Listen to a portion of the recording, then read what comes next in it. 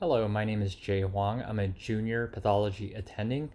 I am a general pathologist. I go over cases almost on the daily from head to toe. If you're interested in that, consider giving a like and subscribe. Without further ado, thank you to Path Library for this very practical, good example of a case that we will most likely see if you're a pathologist.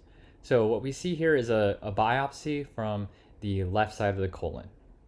On low power, we see distorted crypts. Crypts should be vertical crypts in a tube. They should all align with each other. Here we see kind of horizontal or funny looking animal cracker shaped crypts. And we see maybe resemblance of maybe like a horizontal crypt. We see crypt branching, and we see pseudopyloric metaplasia.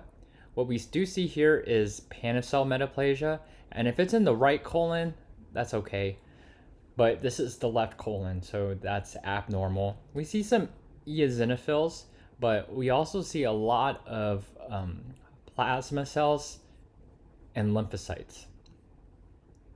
So this is lymphoplasmacytosis, and it's in the basal aspect of the mucosa. So basal lymphoplasmacytosis, which is seen in IBD like Crohn's and ulcerative colitis.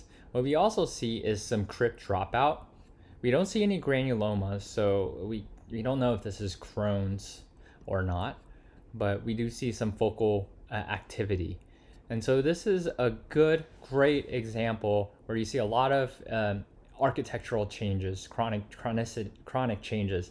So this is a case of focally active chronic colitis. And you often see that in patients with inflammatory bowel disease. And we get biopsies to determine if their immunologics or other medications are working. And we also assess if there's any like hidden dysplasia as well. So 5 causes of chronic inactive colitis. It's not just exclusive to IBD. You know, the patterns that we see in the GI tract, they're only limited to a certain repertoire of changes. So many causes can lead to the same findings that we see.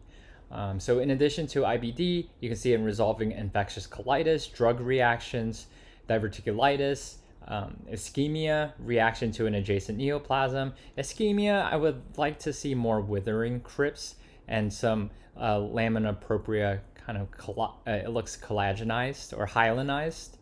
And that's not really seen here.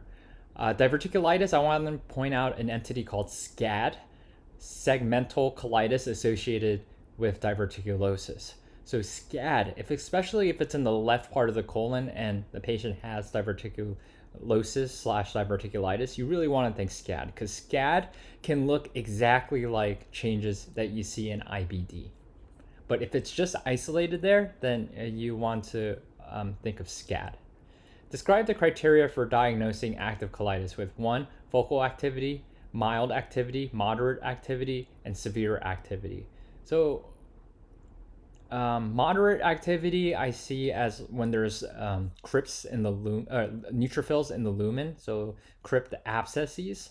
And a severe activity is when there is ulceration with neutrophils. So focal activity, only a few intraepithelial neutrophils are present. Mild activity, neutrophils are prominent but are confined to the epithelium. Moderate activity, crypt abscesses. Severe activity, ulcerations. So chronic inactive colitis, it's non-specific findings that can be seen in many different etiologies. It is not graded, unlike active colitis, and activity is designated as mild if neutrophils are limited to the epithelium.